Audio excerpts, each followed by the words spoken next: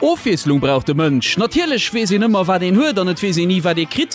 Dofir hunn die zwee Programmeuren Matthias Kleiner an Julien Cuvillère eng App geschriven, die engem Echens weist, wéi eng Berner lokalere Teil zu Lützeburg ginn, mat dat allein geht awer net due. Et huet den Hai viel méi Méiglechkeeten.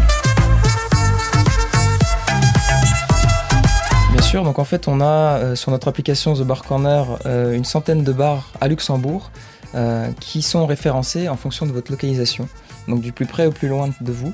Et à l'intérieur de ces bars-là, vous retrouvez tout type de bars. Donc vous avez les coffee shops, les bars où vous pouvez avoir des cours de danse, les bars à cocktails, les bars à vin, tout ce qui va correspondre en fait à ce que vous recherchez. Wie dat ganz funktioniert, hun die zwei mal dann auch erklärt. Donc ça marche très simplement, vous vous connectez, vous rentrez un pseudo et une adresse mail de votre choix, et ensuite vous faites une recherche du bar qui vous correspond. Si vous avez envie de boire un cocktail avec votre collègue, vous allez boire un cocktail, et ça apparaît du plus près au plus loin.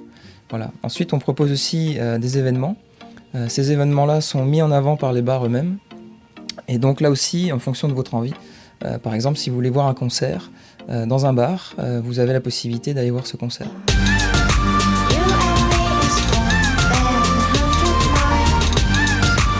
Fir dann eng grob Thema mat der Katze am Sack zurück zu kommen, fir das net enttäuscht gëtt, kann den se Schei unter Menü vun andere Visiteuren a Useren orientieren. Ils ont la possibilité de mettre leurs commentaires et à terme, elle n'est pas encore développée, mais on aimerait mettre un système de notation, des petites étoiles par exemple pour noter les bars.